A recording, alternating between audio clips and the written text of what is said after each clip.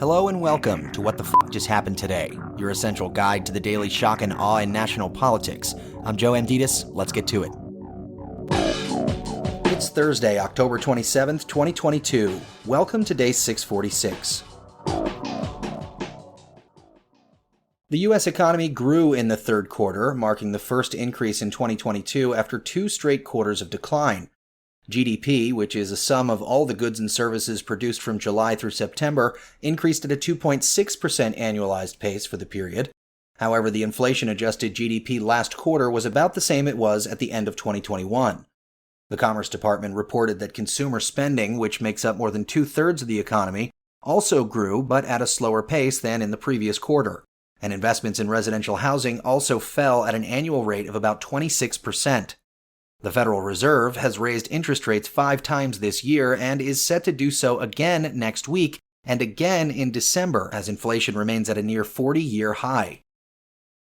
Meanwhile, mortgage rates topped 7% for the first time in 20 years and are leading to greater stagnation in the housing market. A year ago, the rate on a 30-year fixed mortgage was averaging just over 3%. Mortgage applications, on the other hand, fell 42% from a year ago, despite home prices falling at a record pace. The Case-Shiller Home Price Index shows single-family home prices declined 2.6 percentage points from July to August, the largest decline in the history of the index, which debuted in 1987.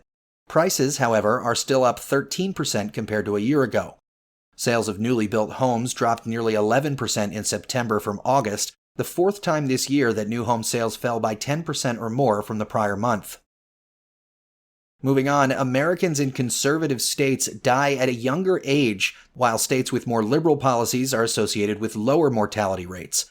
This according to researchers who analyzed the mortality rates for all causes of death in all 50 states from 1999 to 2019 among adults aged 25 to 64. The study found states with more liberal policies related to education, healthcare, gun safety, labor, economic taxes, and tobacco taxes were associated with lower mortality rates among people ages 25 to 64. The analysis simulated changing state policies to fully liberal could have saved more than 171,000 lives in 2019, while changing them to fully conservative may have cost over 217,000 lives. And finally, more than 100 lawsuits have already been filed challenging the November 8th midterm elections, which are still 12 days away.